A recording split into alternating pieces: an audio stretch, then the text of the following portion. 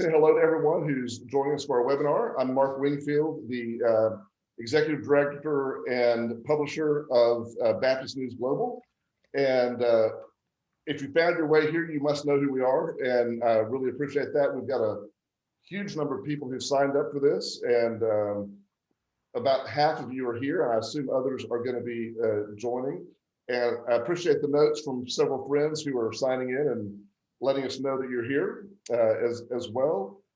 This is a hot topic, as we say, right? Everyone wants to know, what about these nuns? N-O-N-E-S. I always have to spell it out so that people don't think we're talking about Catholic women who devoted themselves to the church. This is quite the opposite, actually, of that, right? the polar opposite of that. And our guest for the conversation tonight is Ryan Burge, who is a professor at Eastern Illinois University, and you may not know this, is an American Baptist pastor as well. So a social researcher and a pastor rolled into one beautiful package and full of information. And I don't know anybody who makes more charts than Ryan. And I don't know anybody who makes more interesting charts than Ryan. 1,465 last year. I actually graphed the graphs I made last year, because that's what I do. If you're not following him on Twitter, you need to, because you're going to have a chart a day or more. Sometimes more, depending on what I'm doing. Some days more than one a day. And they're all really interesting, I think. So, well, I delete the ones that don't get anywhere. I'm not going to lie to you. I try to cull the herd a bit. Sometimes I do something and it just doesn't work for whatever reason. So I try to make sure my feed is interesting. So you're not going to see a lot of me talking about my breakfast cereal or, I don't talk about my personal life that much. It's all the charts and graphs. That's my brand and that's what I do. And people like it apparently. So I'm going to keep doing it. Yeah, cool. So along the way here, we'll have time at the end for questions that you might like to ask. And so at any point, if you want to load up some questions, I'll moderate that as they come through. And if they're relevant to what we're talking about, then I might throw them out, but otherwise we'll wait and do that at the end. And also, several of you have asked, is this being recorded? The answer is yes. And we'll have this posted on our BNG website tomorrow so people can watch who weren't able to be here tonight. And if you love it so much, you can watch it again or share it with a friend as well. So we're really grateful for all of you being part of this. And I just want to give a quick commercial for our next webinar that's coming up on May 11th at 11 o'clock Central Time AM. It's a different time for us, but it's with Beth Allison Barr, who is author of the new book on biblical womanhood. And man, that thing's taken off like wildfire as well. And we're going to have a fascinating conversation with her. But for now, back to Ryan. Ryan, I thought it might be interesting if you just told us a little bit about how did you get interested in this subject? How did you get to this point of writing this book and doing all this research? Yeah, so it all started with a tweet. It's actually the first sentence of the book. It all started with a tweet. I wasn't super active on Twitter at that point. I post some graphs and charts, but this new data set came out. The 2018 version of the General Social Survey had come out that day, and I was at work. I was teaching all day, and I was like, and I have to drive. I live 100 miles away from where I teach, so the whole drive home, I'm thinking like, okay, I gotta make some graphs when I get home because this is like my time. You got to be first and all this. So I get home. And I load up the data and I start running the scripts. And I was really looking at what had happened in the last 2 years and the size of religious groups, evangelicals, mainline, Black Protestants, Catholics, other faith, Jews, and nuns, the not religiously affiliated people. So I made this graph and then I immediately saw it. And that is that the nuns had grown about 2 more points in the last 2 years. And now they were statistically the same size as evangelicals and Catholics. So they're tied for the largest religious group in America. And that's the first time we've ever seen that. So, in the book, I tell a story about how my kids were in the bath at that point. I run upstairs. I have to they're old enough, they can kind of be on their own, but I had to run upstairs, run downstairs, make the graph. And, as they're getting out of the bathtub, I make the final version of the graph. I hit tweet, write a couple words about this is big news, yada, yada, yada. I get them washed off, dried off, put their jammies on, read them a story, put them to bed. look down at my phone, and all of a sudden I have like a dozen retweets in the first 10 or 15 minutes. Yeah. And then I look down again in an hour and it's up to like 75. And I wake up the next morning and it's up to a couple hundred. And then over the next 14 days or so, I got retweeted 1,100 times, including by some of the biggest names, in the world, like Sam Harris, the noted atheist, retweeted it at one point. It just sort of took on a life of its own. It made the front page of Reddit, which is like this big website that aggregates all the news. It got like 70,000 upvotes.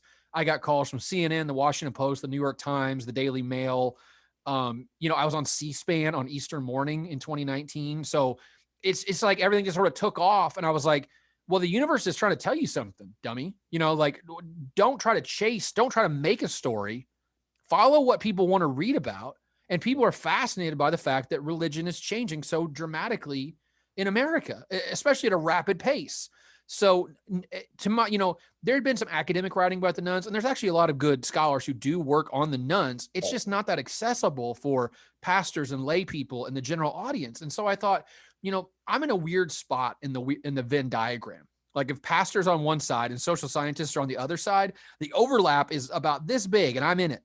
So why not take that expertise in this area and then the ability to communicate this stuff with the average reader in that area, and then sort of write a handbook, that the average person can read, can understand, can have some takeaways, and can really understand the world in a lot better way. So that's really where the book came from, was really just, I saw what people wanted and I wanted to give them more of that. And that's really what the book's about. Yeah, let me just say a quick word. I had a message from someone having trouble hearing, and I think the problem must be on your end because this seems to be coming through everywhere else. Be sure and check your own volume, or check what I just fell victim to at the beginning of this event. I still had my earphone mode on, and I had taken them off, and all sorts of things there. All right, so you talked about your intersection on that Venn diagram. Back us up a little bit. And how did you get to that day where you even cared about this subject? I am like the worst academic ever because I never really wanted to be an academic, to be honest with you. I'm a first generation college student coming from a rural part of Illinois. I went to a small Christian liberal arts school for undergraduate, and really no one ever came to me and said, "Hey, Ryan, you should go to graduate school." I took a year off, but I actually almost went to law school at one point. Thank God that did not work out. I would have been a terrible lawyer. But I took a year off between undergrad and grad school, and I just really missed the academic world. I missed that environment. I missed the rhythm of the school year. I missed the dialogue and the discussion. And so I wanted to just go back and get a master's degree in something, and I didn't really care what it was.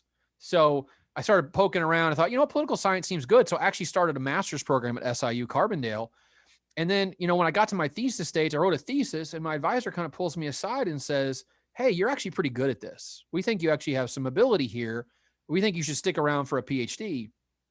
And at that point, I was like, I don't know what else to do with my life, so why not? And so 4 years later, I graduated with a PhD. And I didn't really start doing like public facing research until probably 5 years ago. Like everything I did was a very traditional academic track in terms of trying to publish in journals and publisher pairs, tenure, all those kind of things. And then a couple of years ago, I thought, you know what, this is not fulfilling for me. And this is not what I feel like God has called me to do. So why not take my skills and then translate them to a general audience? Because I'd rather do this kind of stuff that we're doing right now than go to like a research talk where there's 8 people there who are all smarter than me. And the stuff we're doing, it doesn't ever get out of the room. It's not ever impacting anyone's life. So for me, it was always like, how can I take all these skills I have, all these data skills that I have, and say, here, public, look at this. Here's what the world looks like. Here's what you don't know about what's going on in the world. And here's how I think about the world, studying it every day for the last 12 years, right? So I'm going to open my brain up to you. And I think that's really what drove me to do all this work was, as a pastor, I was pastoring a mainline church. American Baptist is what I'm a member of, and the American Baptist churches, which is a mainline moderate. Right. We're not Southern Baptist. We broke away from them in the 1850s and 60s over the issue of slavery. But today we have women pastors. Some churches are open and affirming, but my church is also dying. We had 300 people when we moved into our building in 1968. Today we have 15 on a good Sunday. and we're probably going to close in the next 3 or 4 years. So to me, it's not just an academic, to use that term correctly, an academic exercise, right? It's what I see from the pulpit every single day is my congregation getting smaller. And, as most pastors think, why is this happening? At least in my case, I feel like I have the tools and the training to start answering those why questions in an empirically rigorous way, and then share that journey with everyone else so they can kind of go on that trip with me, so they can understand the way the world works as I understand the world as the way it works. So that's really kind of what got me here, is just an insane curiosity, and really it's selfish, trying to figure out my own world. Am I a bad pastor? Like, that's really what drove me in a lot of ways. Is why is every church I've ever pastored at failing or dying? I've worked at 3 churches. The first church I was youth pastor, they had 150 when I was there. Now they have 50. Second church I worked at, I was the senior pastor. They're closed down now completely. Third church had 50 when I started. Now we have 15. So am I really a bad pastor, or is something bigger going on here? And I think, well, it might be a little bit of both, but it's definitely something bigger going on here that we need to be aware of. And I think that actually gives me a lot of comfort, right? Knowing that no matter how good I preach or how good I minister, how much I love, the gospel and feed my sheep, at some point you can't beat these forces going on in the world. And you just need to understand that your job is to do the best you can with what you have, where you are, and let everything else happen around you. So you were already a pastor when you started doing this research? I was a youth pastor beginning when I was 20 years old. So I was 3 years, 2 years when I was in Greenville, and then 1 year in that gap year. And then I became a pastor of a little church in Marion, Illinois, my first year in graduate school. And then I became the pastor of my current church in 2006. And I've been there. It'll be 15 years in October. I'm the longest serving pastor in the history of the church, founded in 1868. So I've been a pastor basically my entire adult life. I've always had 2 jobs, sometimes 3 jobs. So this is it's just very normal for me. And did you grow up in an American Baptist church? No, I grew up Southern Baptist. I grew up in a very prototypical 1990s Southern Baptist evangelical religious right style upbringing, where the church was my entire world. My mom was a Sunday school teacher. My dad drove the church bus. My grandmother was a secretary. My grandfather was the usher. My great grandparents helped build the church. First Baptist Church of Salem, Illinois, is the church I grew up in. And a lot of it was like looking back on that and thinking, is that weird? Like, did I grow up weird? Because in looking back on it now, the answer is yes, absolutely. Like, the 90s in evangelicalism was an odd time for a bunch of reasons. So a lot of what I do is really trying to understand my own life story, and then helping other people understand their stories as part of my story. Right. Well, that's fascinating. Yeah, absolutely. So you mentioned earlier that other people have done and are doing research on this demographic. And there's some big names. I mean, Barna and Pew and all these organizations have touched on this. What's different in what you're doing than what other people are doing? Yeah. So, Barna is an evangelical institution, right? I mean, they're run by David Kinnaman and I know each other well. We talked many times. I'm actually writing a piece for Barna right now, actually. So I have a close relationship with Barna. The problem with Barna, though, is they're not recognized by neutral sources as being a neutral source of data. So like Barna data never gets published in the New York Times or the Washington Post or the Wall Street Journal or USA Today, because everyone kind of sees them as being, rightly or wrongly, in the tank for evangelicals, right? So their data is seen as being tainted, even though I don't think it is. I just think it's different, not wrong, just different. But the generic media will not recognize that as being a legitimate source. Pew, on the other hand, is recognized as the authoritative source in a lot of these ways. But the way Pew works is we're going to do a survey, and then we're going to release this big report, and then we're going to go away for 8 months. We're going to do another big report. We're going to dump it out. We're going to go away for 8 months. The other thing about Pew is they have a ton of money. I mean, they're sitting on tens of millions of dollars of grant money, because that's what it takes to run surveys like they run them. But they don't tweet out graphs every day. If they do, they're taking a report and cutting a graph out of it and then dropping it into a tweet. And they're not responsive in terms of, they won't make a graph for you. Like, you can't just email them and say, hey, could you make a graph to understand this and that? They would send you a graph they already made, but they're not going to do any analysis for you, at your own pleasure, right? I make graphs because people ask for them sometimes on Twitter. They'll say, can you show me what this looks like? And I'll do it. So the data I use is publicly available data. I don't have any inside track to anything or anybody. I use data that all researchers use and can use. And actually, if you ask me, can you give me the code to replicate your data, your analysis? I would do that too, because my whole thing is accessibility, right? I want to be transparent and say, I'm not doing anything behind closed doors. I'm not trying to cook the books. I'm a neutral arbiter, right? And I'm responsive to you. So that's really, I think, what makes me different is I don't work for the evangelicals. I don't work for the nuns. I don't work for anybody but myself. And so I think that's what people appreciate. I actually have a huge following amongst the atheist agnostic bunch, but then I also have I go talk at evangelical, seminars and retreats and things like that, which I love, because what it means is everyone's seeing me as a neutral source and not, for this group or that group. Yeah, it's interesting. So you're not producing your own data. You're just taking other people's data and interpreting it. That's pretty much it. Yeah. To me, like when new data comes out, it's like Christmas morning for me. Like that's the most exciting thing ever. Like I'm like, clear the schedule, kids, go do something else. I've got graphs to make. Let's go. I mean, that to me is like, data is power. Data is currency, in the age we live in. So what I'm doing, I hate to say this, but what I'm doing, anyone can do. Like, it's not that complicated. It's just, there's a startup cost involved in terms of time to learn how to code and learn data analysis and things like this. But I taught myself a lot of what I do right now. I taught myself. Now, I did learn a lot in graduate school about research design and, theory and all this kind of stuff. But a lot of what I do, the average person could do if they wanted to do it with free tools. Software I use is also free. So there's nothing here that's like a real high bar of entry instead of desire and ability to learn, how to write computer code, which is hard, but not impossible. Right. So let's get a term defined up front. Yep. Who are the nuns? Yeah.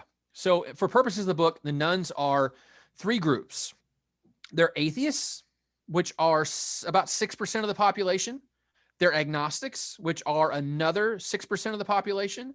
Then the final group is, I think really, if there's any like big contribution of this book, it's this. There's a group called nothing in particular. And that's actually what the survey option is at the bottom. You've got 11 options, and the 11th option is nothing in particular. And nothing in particular is now over 21% of the American population. They are tied as the largest religious group in America today. So if you add those three groups together, we call them the nuns as a collective whole. In 2008, they were 22% of the population. Today, they are 34% of the population. And a lot of that growth is the nothing in particular growth. They were 14%, and now they're 21%. They've grown 50% in the last 12 years. And they are, without a shadow of a doubt, the fastest growing religious group in America today are nothing in particulars, not atheists, not agnostics. Most nuns are not atheists or agnostics. They are people who, when they're asked their religion question, just kind of shrug their shoulders and check the nothing, none of the above box. So I hope that's one of the big things I hope pastors especially stop making boogeymen out of when they talk about the nuns. Yeah. It's not Richard Dawkins with the coat, with the philosophy professor, like in God's Not Dead. That is not the typical nun.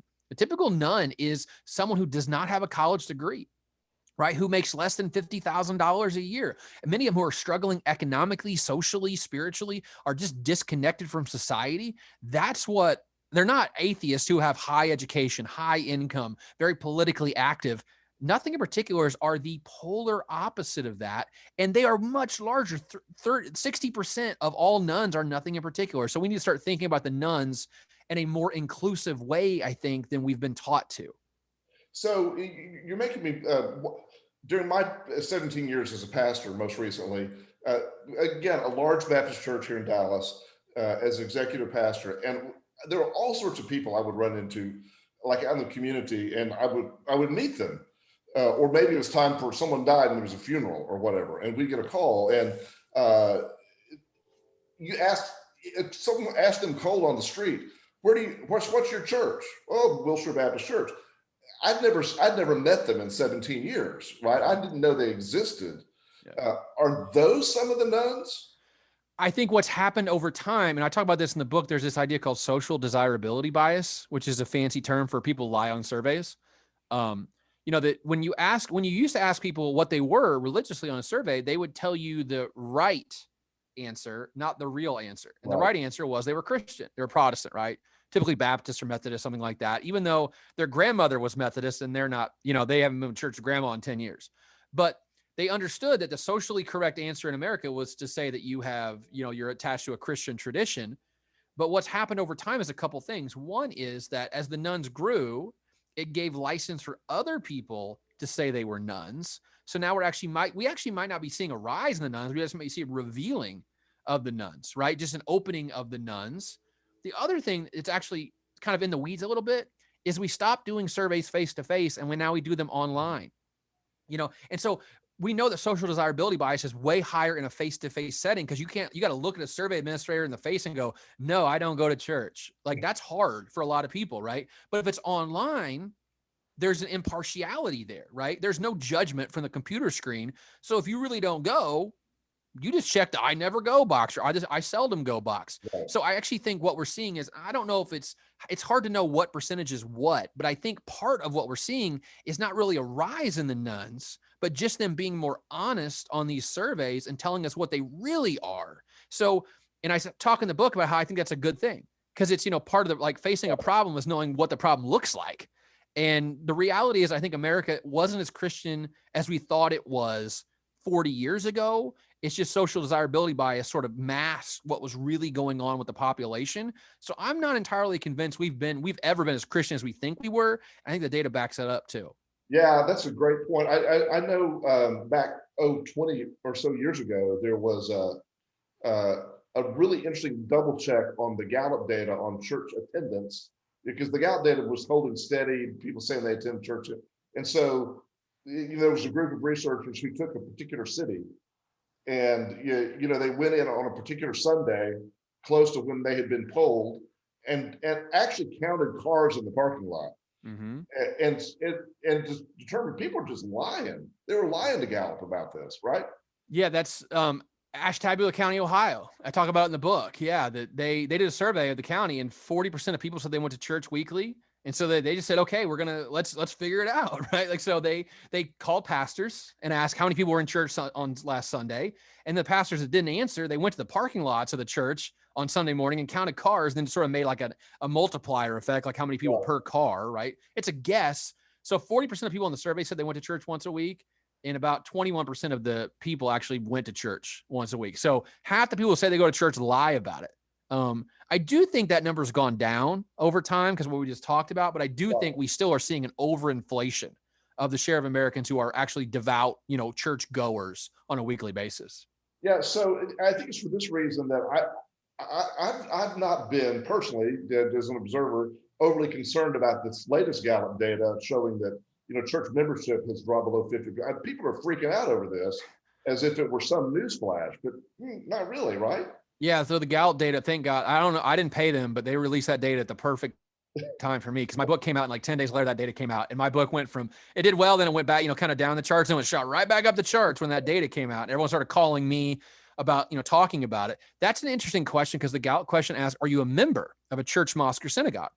And, church membership is an old term. Like, in these non-denominational churches that are growing very rapidly in America, many of them don't even have membership as a concept. You cannot become a member because there are no members in a formal sense.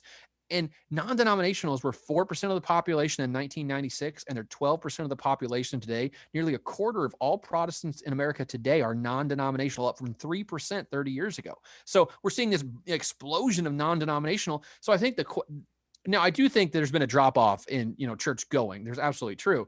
But I think that question's actually kind of double barreled, and it's getting the nuns on one side, but it's also getting the non-denominationals on the other side. And I think it sort of overestimates the decline in church membership because of it phrases the term as a membership. And that, by the way, the reason they do that is because they first asked the question in 1936, when that was that was the way we did things. You went to church, you became a member of the church. It was almost like an official thing. You can't change the question because then you lose comparability. But then when society changes, you still lose some specificity because of the change. Yeah. So I'm going to give you two personal observations from real life places that I've lived that I think are setting up exactly what you're saying. Before living in Dallas for the last 22 years, I lived in Louisville, Kentucky for 8 years. And at that time in Louisville, there was the rise of I will not name it, big box megachurch I know what you're talking about. Yep. that sucked the life out of every Baptist church in town, right? Mm-hmm. And so you had this huge transfer of members out of Baptist churches and other churches into this other thing. One of the observations I have in Dallas is that if you'd walked into Dallas 30 years ago and said to anyone who's paying attention, what is the dominant religion in Dallas, Texas? They would say, oh, it's Baptists. Mm-hmm. Absolutely. But if you come and ask that question today, no one's going to tell you it's Baptist. It's the non-denominational churches all over town. And they're all huge. I wrote a piece for Christianity Today a couple of weeks ago about, what is driving the decline in Southern Baptist retention over time. And I think the kicker for me was I looked at where those people who were raised Southern Baptists ended up as adults. Yeah. Almost all of them became non-denominational evangelicals as adults. So they're not leaving the tradition, they're leaving the denomination, which kind of tells you what's going on with America is we're seeing this huge transference. And, I have a book I'm writing with Paul Jupe right now about the consequences of non-denominational Christianity. I think we're only beginning to understand the impact. To study them, they're a separate group that you cannot study them as you study Baptists or Methodists or Episcopalians. They operate differently. They engage in the community differently. They engage in politics differently for a whole bunch of reasons. I think they're the true 21st century church because they're so fragmented. Social media has fragmented all of us. And non-denominational Christianity's fragmented all of us. People like reporters ask me, well, who speaks for evangelicals now? And I say, no one. Yeah. No one. It used to be, you could start ticking off a list of people in the 90s who spoke for evangelicals. Today, like to me, a great example is Franklin Graham, who, if you would say like pick 5 names, he would probably be in the top 5 people who do speak for evangelicalism. But he went on Facebook 2 weeks ago and said, you all should get the vaccine. It's a Christian thing to do. And he got absolutely destroyed in the comments. Yeah. Which shows you that he doesn't even speak for a large and vocal contingent of evangelicals now. We're all just cats, trying to herd them into a formation is impossible when it didn't used to be because denominations gave structure and order and communication. Today, it's just a free-for-all amongst evangelicals, which is exciting for me as a researcher, but also terrifying because you can't classify them the way you used to. Yeah, oh, absolutely. Same in reporting. We can't go to a one-stop shop to say here's the attitudes of evangelicals. Mm-hmm. Mm-hmm. Plus, who even calls themselves an evangelical? That's a whole other question. So back on the non-denoms, and I think this is a really interesting point because a lot of people, when they look, let's just stay in our Baptist world for a moment. When they look at the decline in Baptist churches, Southern Baptists and all Baptists, right? They tend to blame it on the growth in the nuns. But I think you've pretty well documented it's not just that. It's also the transference of people into the non-denominational churches. So it's really a double hit to churches like ours. And I think the big question going forward is the non-denominationals will tell you, and I've had many pastors tell me, like, we're adding new people. We're growing the flock. We're growing the fold. But then I'll say, can I come in and do a survey of your congregation? Can I ask these questions? And I'll let you ask the questions you want, but I got to ask the questions that I want to ask. I've not had a single non-denominational pastor take me up on that. Because what I want to ask is, were you a regular member of a church before you became a member of this church? Because I'm going to tell you right now, the vast majority were. Yes. There's this idea, there's something called religious economy theory, which is the idea that religion is an economy, like a market, like for shoes or, fountain pens or whatever. And every religious group tries to compete for its own little square, its own little piece of that. So you try to differentiate yourself. So what a good company would do is grow the market, right? Add people to the market. Unfortunately, it seems like what most churches are doing is they're just sucking the market away from other people. They're not actually adding consumers to the market. And so, and you can see this in the data, by the way. You're not seeing evangelicalism get any larger over time, even though non-denominationals have gone from 4% to 12%. The only reason is because the denominational churches have gotten smaller. And I think a lot of what's killed a lot of these. So what I think is we're seeing mergers and acquisitions. How there are fewer and fewer book publishers or cell phone providers, and now they're just bigger. Instead of having 7, now you have 3 that are huge. I think in a lot of communities, what you're seeing is you're not seeing 100 churches anymore. In the future, you're going to see 7 or 8 that are, 10 times the size, the same number of people, just in a smaller number of churches, because economies of scale say it's easier to be a big church than a small church because you can have a children's pastor, you can have a youth pastor, you can have a music pastor, you can have 4 senior pastors, you can have an administrative pastor. It's so much easier to do when you don't have to replicate services at 12 different churches. You got one church where it's all vertically integrated. And just from an economic standpoint, it's cheaper to run one big church than 10 small churches. And I think a lot of the movement in American Christianity is recognizing that in some tacit way, that it's easier to go to a bigger church than it is to go to a smaller church. Plus, they don't ask you to volunteer because they got 1,000 people and everyone else can volunteer. So, that's really what I think is going on with the non-denoms is they're really just merging. They're sucking up non-denominational churches and making themselves bigger, but really not adding a whole lot to the overall scope of evangelicals in America.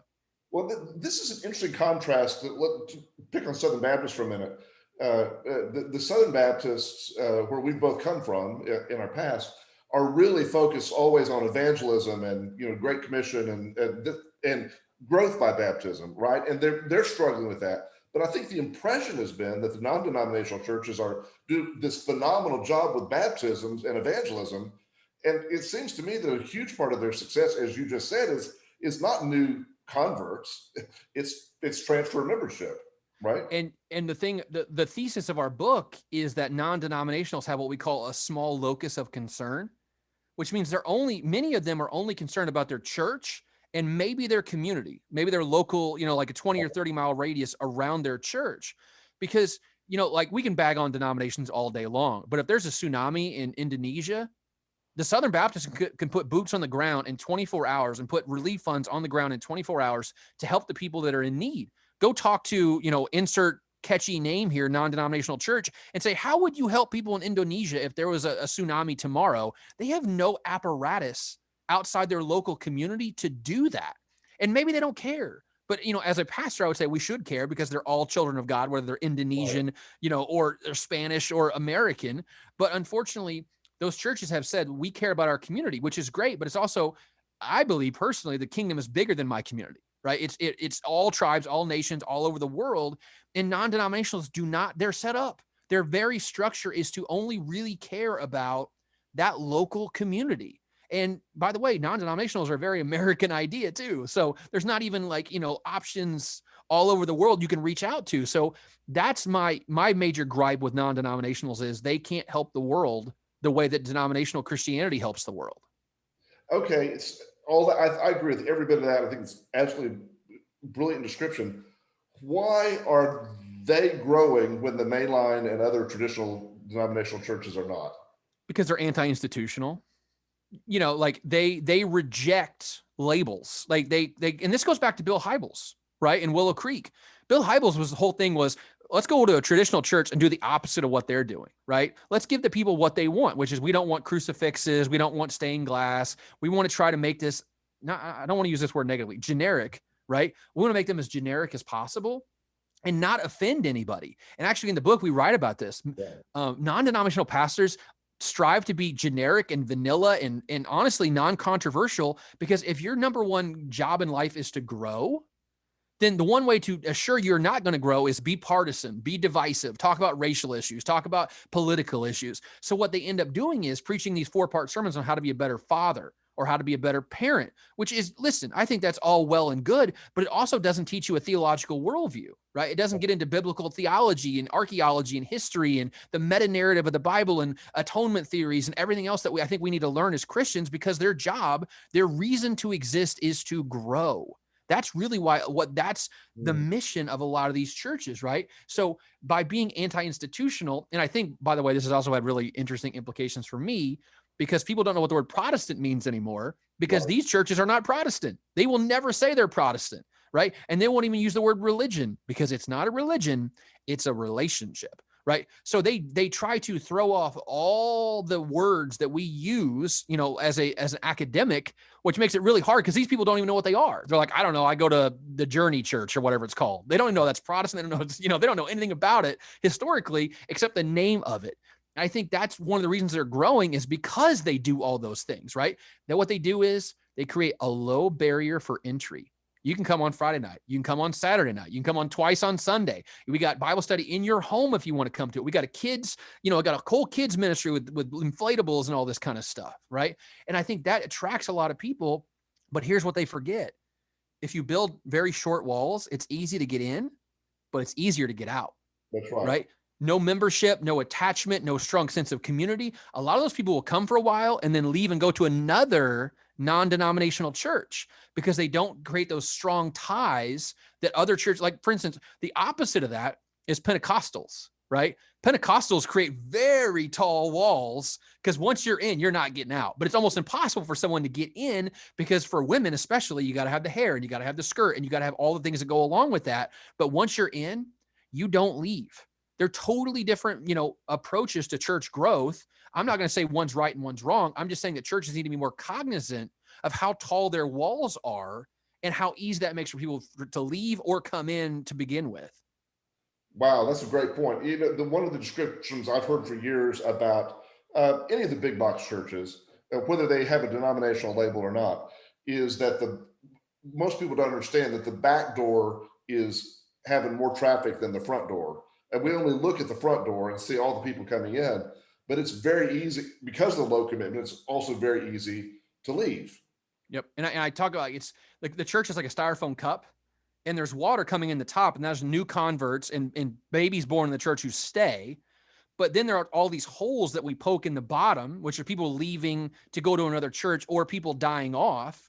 So the water's coming out, but the water's also coming in. For a lot of churches, the water coming out is way more than the water coming in, though. Most churches in America are actually keeping their size by just retaining their young people as they grow up and grow through. They're not actually adding a whole ton of new people to the fold. That's why the main line is in a lot of trouble. The Episcopalians, I wrote a post about them, like the data is clear. Episcopalians are in trouble. That was the title. And it's just, if you look at the data, the average Episcopalian is like 60 years old now. Only 15% of Episcopalians have children under the age of 18 at home. Only 15%. Like, how do you replicate when 85% of your people don't have kids at home? You can't retain. So, these are the things that Mainline is really struggling with is they're old and they don't have any kids and they didn't retain their retention. The Mainline retention rate is only 55%, which means if you have 10 kids, 5 or 6 of them are going to stay in that tradition as adults and 4 are going to leave. For evangelicals, it's a lot higher. It's like 75%, but that's still not that good. So we got to think about church growth is in versus out. And for a lot of churches, the outflow is exceeding the inflow by orders of magnitude. Right. Wow. Fascinating and also resonant with all of our experiences. So this is a good point for me to work in a question someone's asked, and that is, how do nuns compare in rural areas to, say, urban areas? Is this only an urban phenomenon? No, I think that's really, really key, is the nuns in urban areas tend to be atheists or agnostics. Okay, which means that they have higher education, they have higher income, and they're more politically engaged, and they're liberals. Political liberals is what I mean by that. However, rural nuns are by and large nothing in particulars, okay, which are, like we talked about, is a completely different flavor of nun. For instance, 45% of atheists have a 4-year college degree. They're the third most educated religious group in America today, right after Hindus and Orthodox Christians. So really high, really way up there at the top. Agnostics are not far behind, 42%. The least educated religious group in America today is nothing in particular. About 20% of nothing in particulars have a college degree. They have lower levels of education than any other religious group. So atheists and agnostics are literally on this side and nothing in particulars are on that side.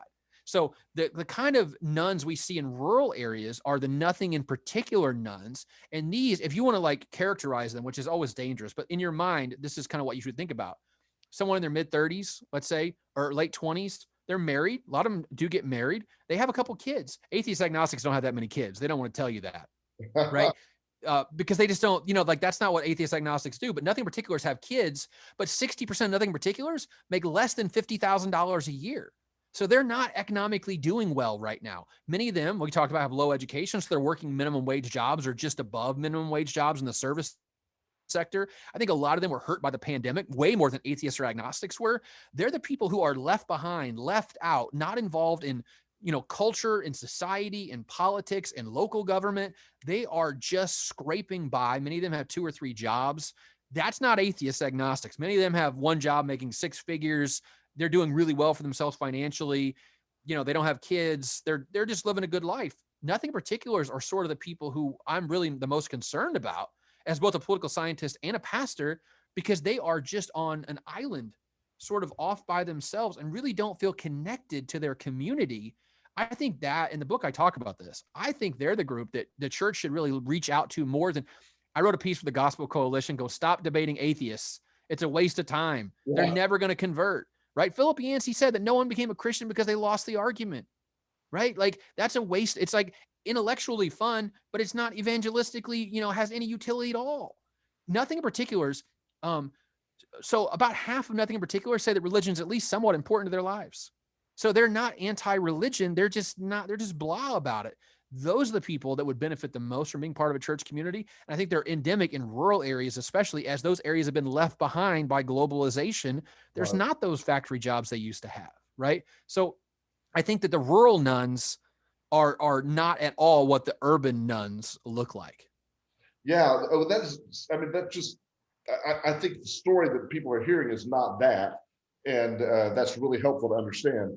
Uh, our friend George Bullard has asked a good question too. Would you differentiate between the nuns and the duns?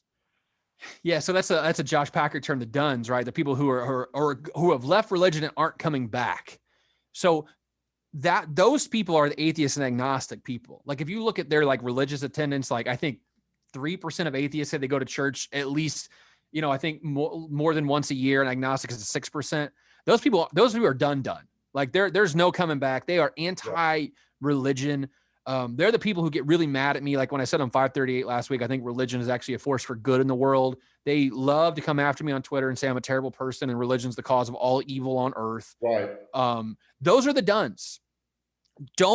This sounds awful. Every soul is redeemable. I believe that. Those people are going to be nothing but a waste of your time. They're going to suck your energy and your joy away. The Nothing in Particulars are the nuns that you should focus on because they are not done. A lot of them are done with doing social things, right? But I think they're still willing to try church again. They haven't built up that negative connotation when it comes to religion. They probably don't like the logistics of the whole thing as much as they don't like the theology of the whole thing. And I talk about that in the book. All nuns are not created equal. And some people left for really high-minded reasons, like women in ministry or LGBT or racial issues. But a lot of people left because they moved the service up 10 minutes or they don't like the new pastor. Like those are the kind of people that are much more reachable because they are still, they're still open and receptive to church. The atheist agnostics are honestly, they're not. They're anti, and they're going to try to convert you to their belief system. That's the difference. Is those people are done, but the vast majority of nuns are nuns. They're not duns. Yeah. So you're ringing so many bells here, and I'm thinking of some friends, people I consider good friends who were very active church members. Life circumstances changed, and they got to do other stuff on Sundays.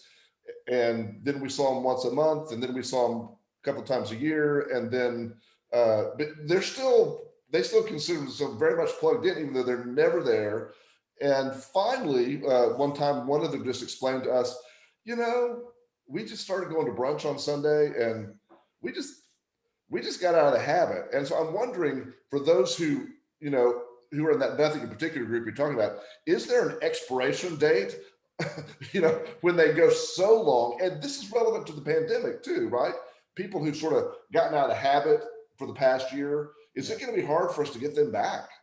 I think the longer they're gone, the harder it is to bring them back. But I will say there's a huge caveat to this, and that is this idea called the life cycle effect, which is that, we all go through a certain, not all of us, but generally we go through a certain set of events, which is, when we're kids, we're in church because our parents make us go to church. But then when we get to hit our 20s, we go to college, we start living a little wild life, kind of experimenting with things and yada, yada, yada, moving around a lot. We drift away from church. Used to be that we would get married, we'd have kids, we'd go back to church. Like that was sort of because think about marriage gets you back into the church because you have to get married in the church. And then if you have kids, you want to get them christened or baptized or whatever else. And then when they become like 5, 6, 7, you want them to have a religious foundation. So they're, moral people or whatever. What we're seeing though, is that's actually degrading over time. The life cycle effect is actually not working anymore. that people are leaving and they're not coming back. So I would caveat that by saying it depends on what age you're talking about, right? My 19-year-old leaving the church is a little less worrisome to me than, let's say, a 50-year-old leaving the church, because there's a possibility that when they have kids, they're going to come back in their late 20s, early 30s. I do think that's dampened over time, but I still think it does make it more likely for you to go back to church. But a 50-year-old not coming back is a whole different ballgame, because it means they're replacing church with brunch or, trips or weekend trips has become a big thing for older people who have a little bit of money now, right? A lot of people realize when they have kids who graduate and they become empty nesters, they think to themselves, am I at church because my kids went there and I wanted to, have a unified front? Or am I at church because I really liked it? And unfortunately, a lot of them kind of fall in the second category and say, yeah, I don't really get a whole lot out of this. And so I think churches need to really be thinking about, what do 55-year-olds, let's say, need in a church community. Let's not assume that since they're here, they're always going to be here. So let's think about, and I think this is one thing that I've been talking to pastors a lot about with the book, like, what can we do, right? What can we do to be more, attractive to these people? The one thing I would say is that churches need to stop being so religious about everything. And I know that's like a terrible piece of advice for like a theologian who's like, it's all about Jesus and it's all about evangelism and Billy Graham and, yada, yada, yada. Listen, church is a social organization with a theological component to it. And I think most churches forgot that a long time ago, right? So what I've been arguing is, especially in a post-COVID world, when I think many of us are desperate to, be with other people, why don't churches set up barbecues or horseshoe tournaments, right? But no preaching, no tracts, no praise and worship music, right? No service. Just come, enjoy the church, facility, the grounds, have your kids come. Everyone can sit around and hang out and just talk about whatever you want to talk about. You can stay as long as you want or as short as you want. Just give people space to interact with each other for a while, right? And I think even for members, they need that, right? To come back and feel like, yeah, potlucks. Erica, you're right. Potlucks. Like, we need to get back to potlucks, right? Just get-togethers without any religious trappings. Here's the thing. Most people who come to church come for the wrong reasons and stay for the right reasons, right? So let's give them more wrong reasons to come. Give them more, opportunities for entry. And then if they want to keep coming for the gospel and the theology and the edification of that, absolutely great. But let's not focus on that right now, especially. Let's just say we're going to do a service for the community. Free food, free fun, have a good time, and we'll keep doing it. As long as it's fun and, people are enjoying it, we're going to keep doing it as long as it works. Wow. Yeah. Spot on again, resonates with everything I've experienced. And to that point, the number of people I've seen just drop away from the church after the kids graduate from high school, that is such a common phenomenon. And, I have to say, even myself, being not a professional church staff Christian now, I get it more than I ever got it before, right? Because when you're a pastor, it's hard. Why would everyone be faithful? I will say, if my church closed down, I don't know what I would do. I would probably take a period of time off, because I've gone to church every single Sunday for, 15 years in a row. And when I was in college, I went to 5 services a week for, 3 years of college when I was there. So like, I would probably take a break, and it'd be interesting to be on the other side of the table, right? About like, what do I want in a church? And my wife is Roman Catholic, and I actually like going to mass with her sometimes because it's so different than what I'm used to. But I also love it because I can sit there, like, I don't have to take part in anything. I can just sit there and reflect on the scripture and the beautiful building and the homily and you know what I mean? Like, I love all that, being a bystander. I think sometimes pastors forget the fact that there are lots of bystanders out there, and they want different things. Unfortunately, we can only see the world from our perspective. It's impossible to put yourself completely in someone else's perspective. And I think pastors would be as well served to take a sabbatical, and to take a couple months off and see what the world looks like from the other side of the congregation, being in the pew, not the pulpit.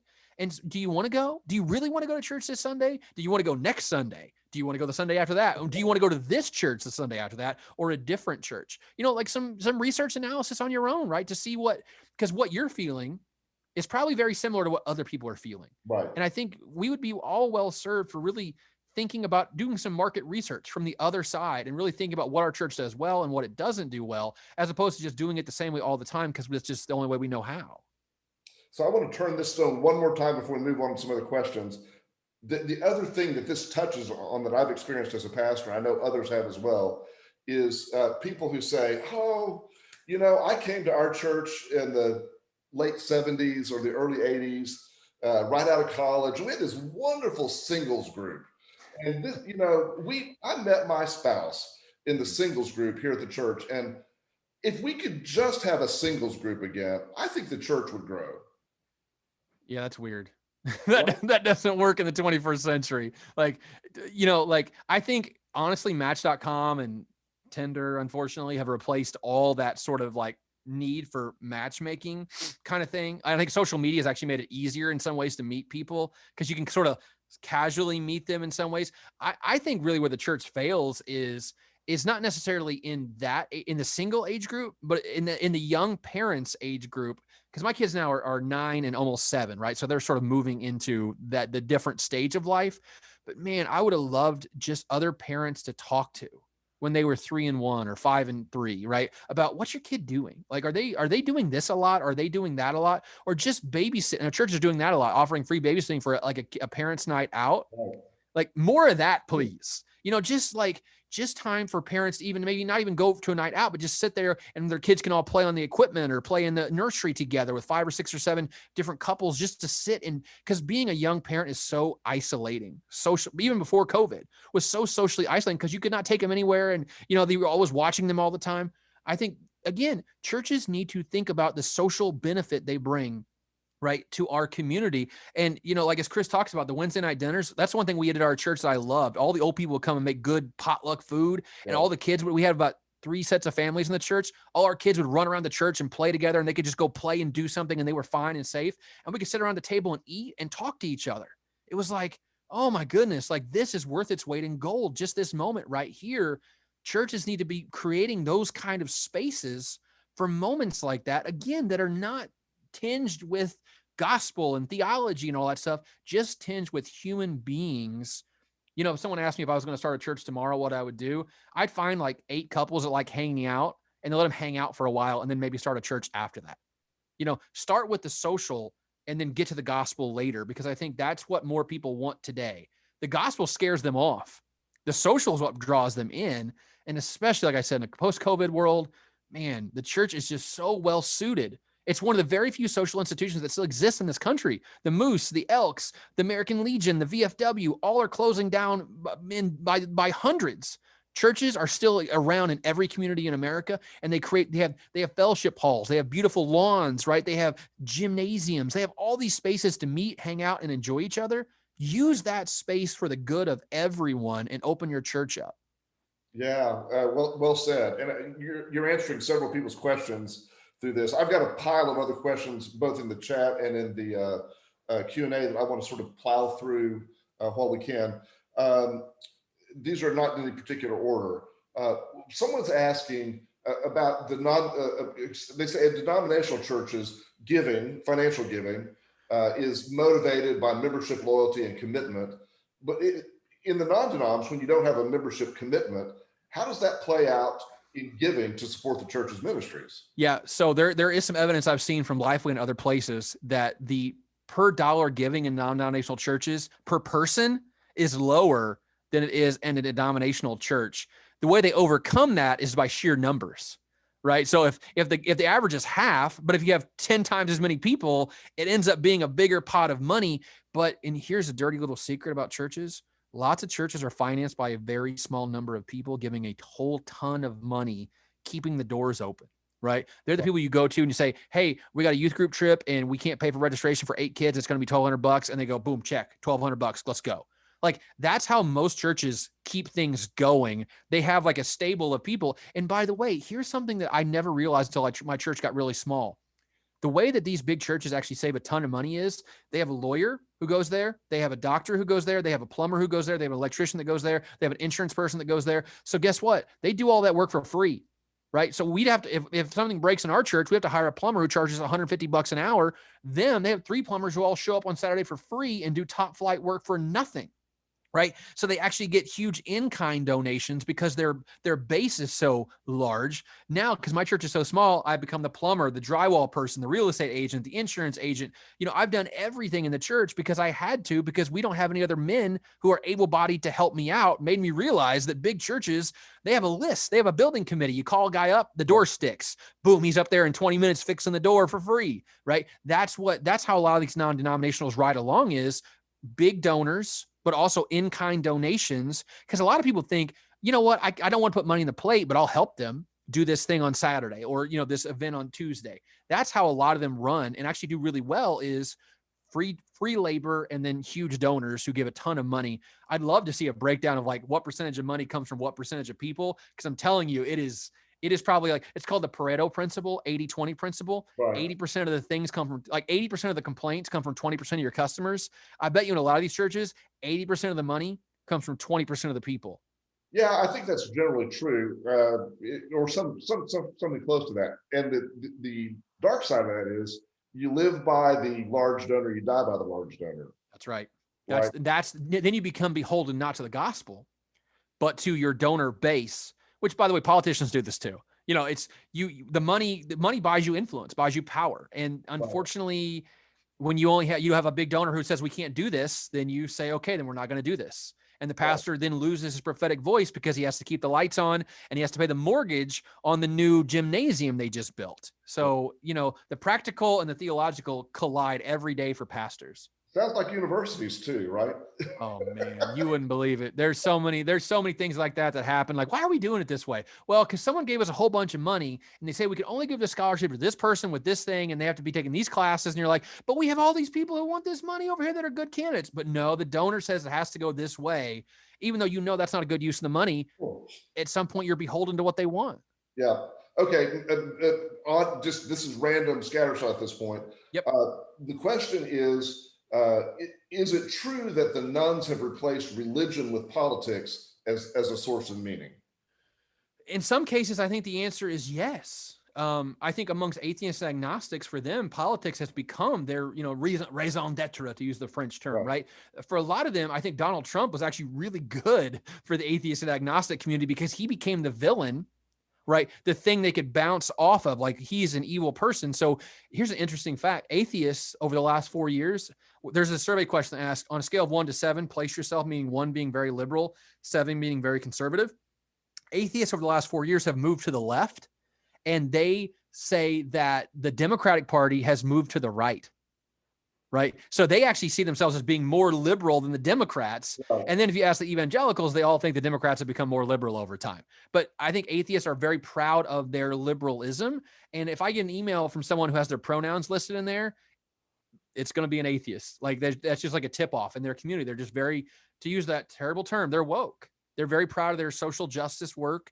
Their idea of, sexual equality, all these things. Yes, they're very unified when it comes to political issues. And I think for some of them, going to do political stuff is their version of church.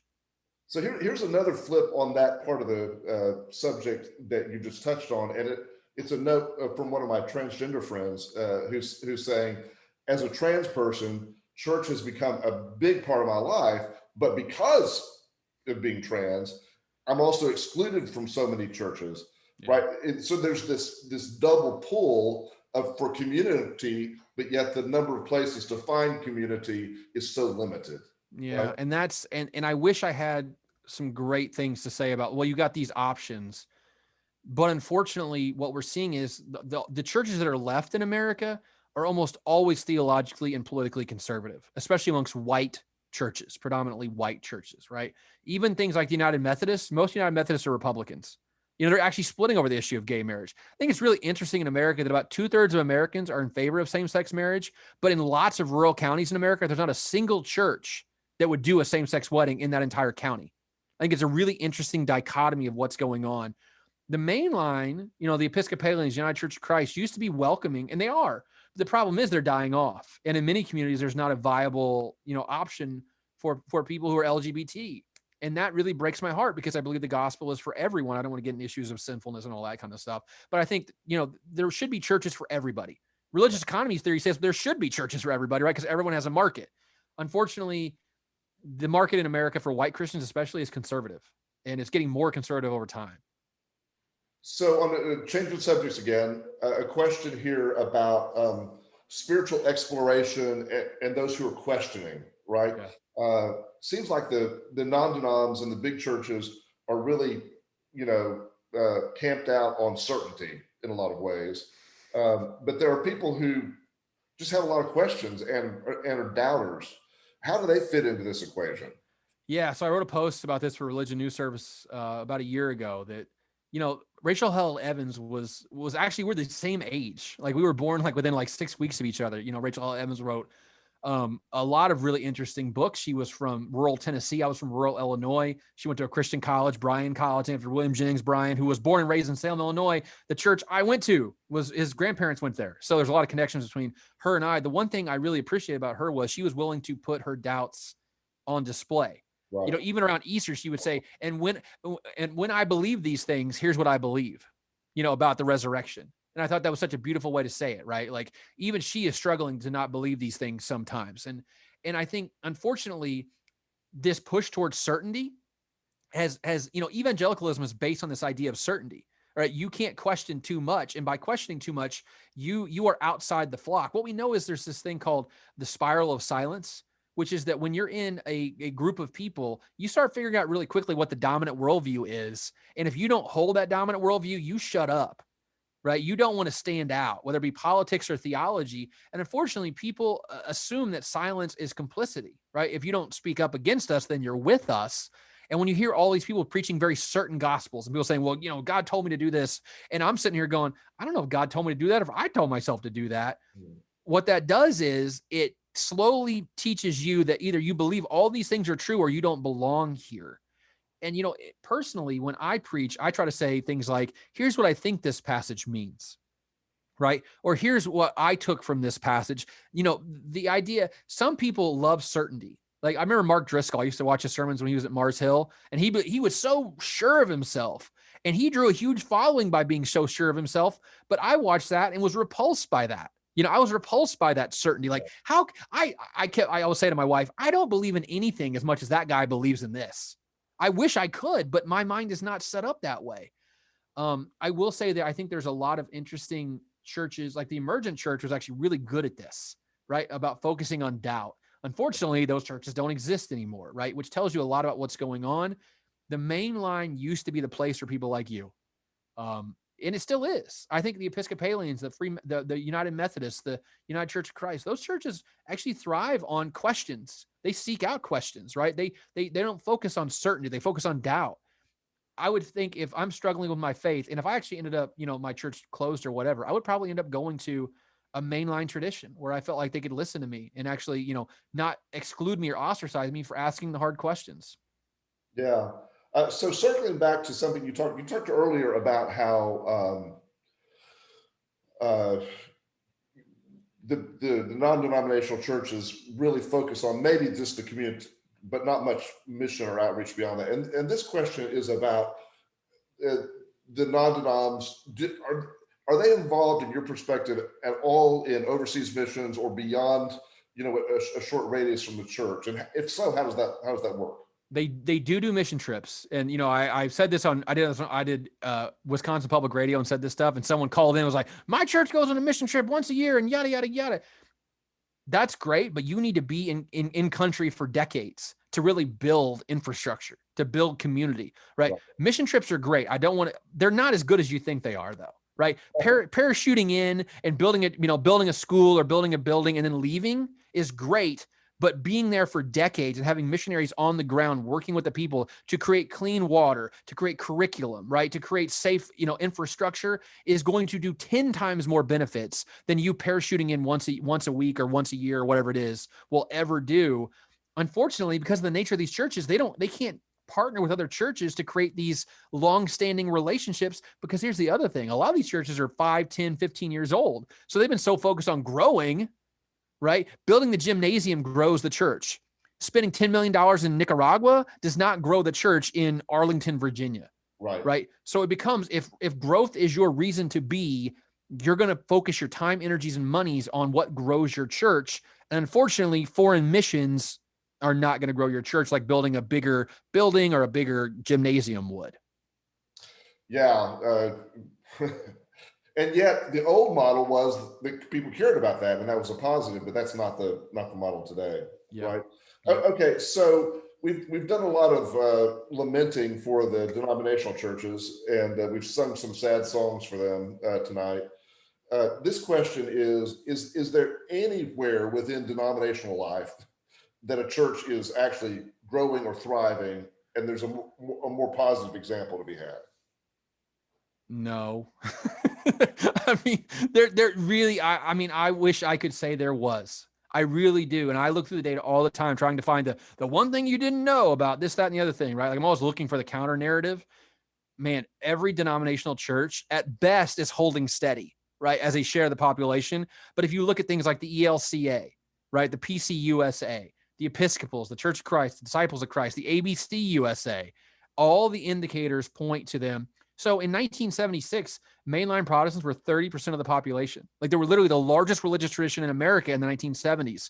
Evangelicals were never that large. So they were huge, 3 in 10 Americans. Today, it's 10% are mainline Protestants. And in the next 10 years, I project them to 5% of the population.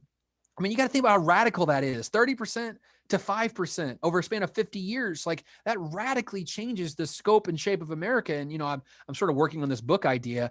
The next book after the Myths book is going to be called The Death of Polite Christianity and the Future of America, which is basically going to talk about like all the implications of the death of the middle of the road Christian, right? Who used to go to church once or twice a month, wasn't really sure about heaven or hell, just kind of went for the social thing and they wanted to help the community. It was a respectable thing to do. Those kind of people are nuns now. And what kind of ripple effect has that had on, you know, American Christianity, but also American society and American politics as a whole? I think you can tie that back to income inequality, to social isolation, to all these really bad outcomes. Really, the only group that's growing in America today are two groups. One, non-denominationals. Two, the nuns. That's really what's growing. Everything else is either holding steady or declining. And that's really the story of American religion right now.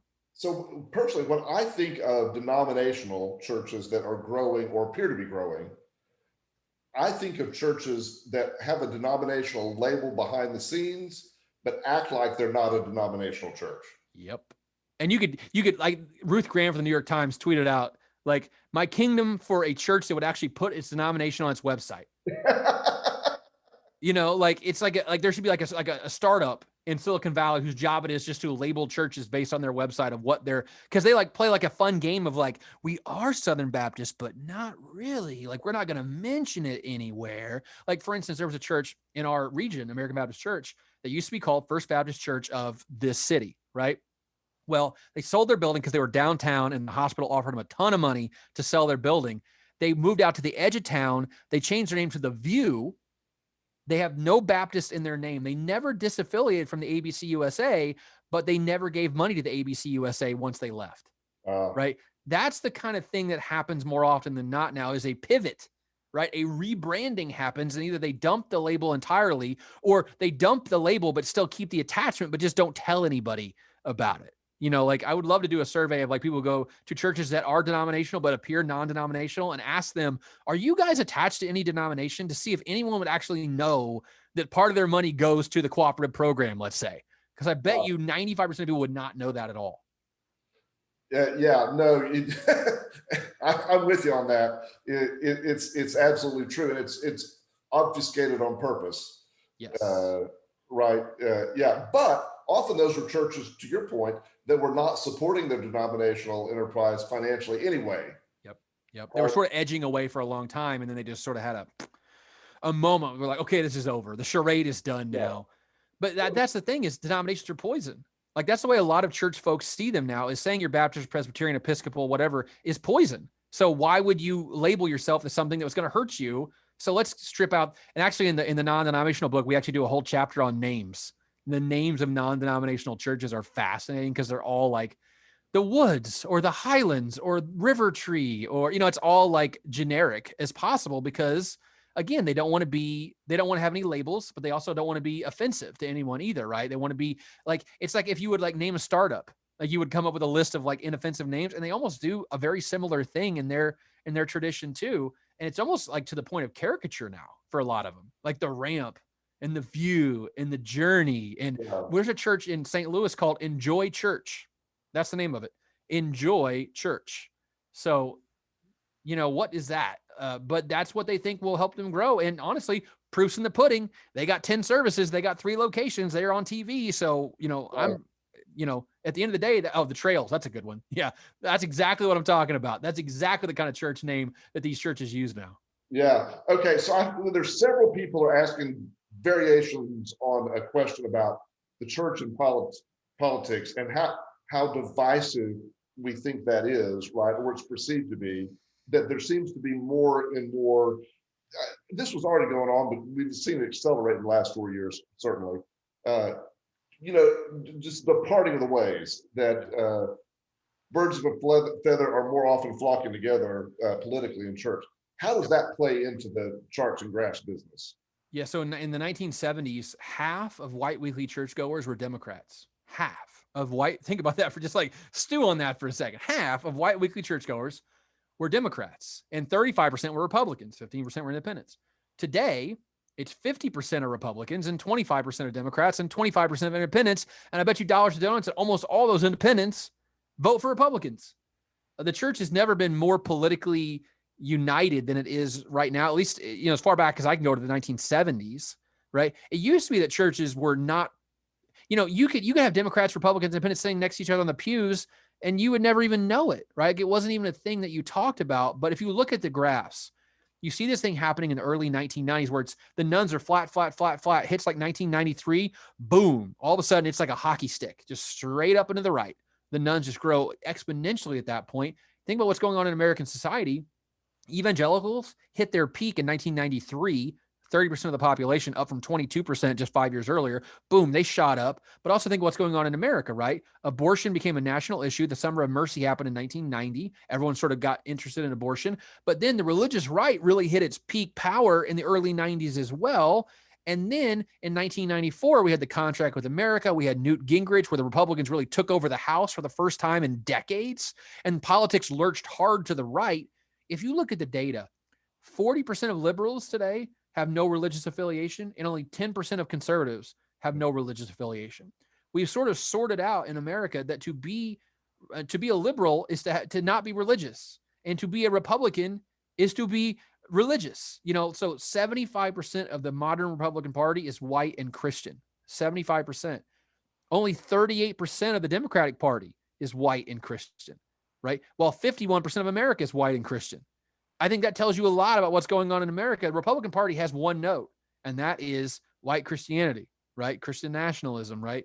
10 Commandments, yada, yada, yada. The Democrats, I think, have a harder time because they have to become the party of atheists, but then old black church ladies, like how do you hold together a coalition of black Protestants on one side and atheists on the other side? Republicans, here's the problem with Republicans. Their biggest demographic is dying off. The share of white Christians is declining. That's their issue. Right. For the Democrats, it's holding together a loose coalition of a bunch of different interests in a sort of, they've become the anti-Republican party, which, worked for them obviously in 2020, but I don't know how you hold that together going forward. I think both parties have these serious problems, but I think what's happened is religious polarization has followed political polarization, where you're going to have nuns on one side, you're going to have very conservative religious people on the other, whether it be evangelicals or conservative Catholics, and you're going to have no one in the middle, right? So some statistics. Now in the 1980s, right? The 1980s, 55% of Americans said they were not born again, but were not a nun, right? So in the middle of the religious spectrum, 55%. In 2018, only 35% of people were not born again or were not a nun. So from 55% to 35%. So the middle, and by the way, that's not just because the nuns are rising. The share of Americans who identify as born again has actually gone up 6 points in the last 30 years. So that side is growing on this side. The nuns are growing on this side, and the middle is being pinched where there's fewer and fewer people. I think we're gonna get to the point where there's no one in the middle, right? It's all Christians are evangelicals, and then there's a bunch of nuns, and there's really no one in between. We're seeing a rise of evangelical Catholics, evangelical Jews, evangelical Muslims, right? Because they think the word evangelical means very devout and very Republican, right? So what we're seeing is it's becoming like this polarization has taken over all of American life, not just politics, but also religion. And that death of polite Christianity is those people in the middle. They don't have any place to go anymore. And almost all of them became nuns. Very few of them became, evangelicals, Republican evangelicals. Man, I'm just out of breath, and I'm amazed that you're still going through this. I want to bring us in for a bit softer landing here as we come toward the end of this the ride, while we still have our seatbelts on. Yeah. What kind of response have you been getting to the book? It's been good. I will say this, the book is an interesting kind of mix of like 4 or 5 chapters of just straight up empirics, like dispassionate, objective empirics. And the last chapter is more like pastoral, Right. a little bit like trying to talk to pastors about what to think about their churches. And what's funny is my atheist friends say, I love the first 4 chapters, did not like that last chapter at all. But then my Christian friends are like, read the whole book, go, we love the whole book. I think they actually would want me to be more prescriptive. Right. But the problem is I want to try to be a person for all audiences, not just one or the other. And I think that's, structurally impossible to do all things at one time and not make some group mad while you're making another group happy. Generally, I think a lot of people, I've talked to a lot of, influential media folks or whatever that means. And a lot of them are like, wow, I learned things from your book that I'd never known before, or help conceptualize and create a framework in my mind for me to help understand the world of disaffiliation that I just did not conceive of it that way. They kind of saw it as an amorphous blob, and I created like a scaffolding for them to think about that world in a more structured kind of way. I think that's what I really appreciate is I like that feedback. What did this book do for you? Because then I go, okay, I can do more of that. Because here's what I do sometimes. There's things that I know in my head that I assume that everyone else knows.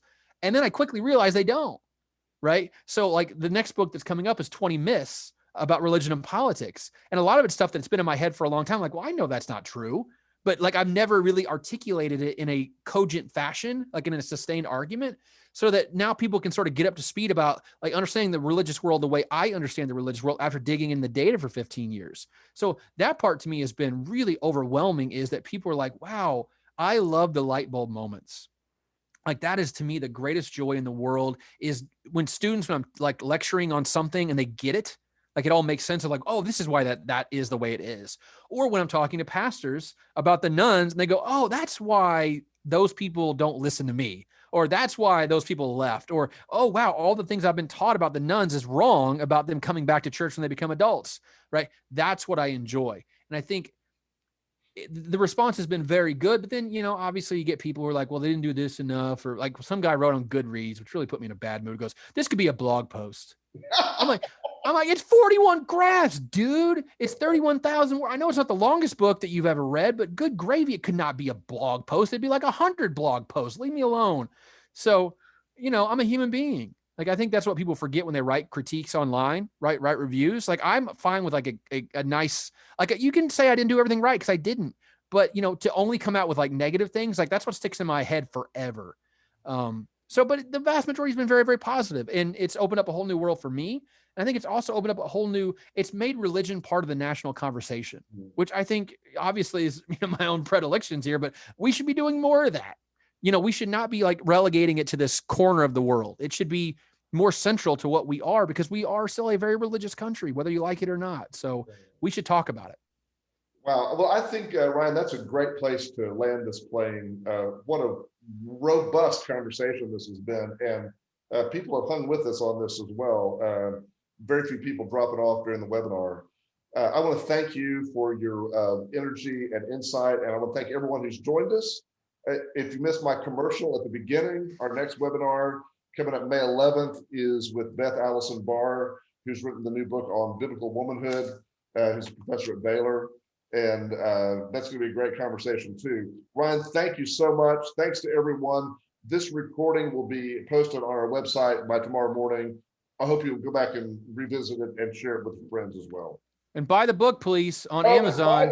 Please buy Ryan's book. Yes. The Nuns, where they came from, who they are, where they're going. You can follow me on Twitter at Ryan Burge, RyanBurge. My website is ryanburge.net. If you follow me on Twitter, though, That'll get you linked up to everything that I Yeah, do. you need the Twitter. You got to follow him on Twitter. It's the best Twitter feed I have. That's what I wanted to hear. I've had several people go, wow, you got the most interesting Twitter feed. I'm like, that's the greatest compliment I've ever got in my entire life. So cool. It probably says more about who I follow on Twitter.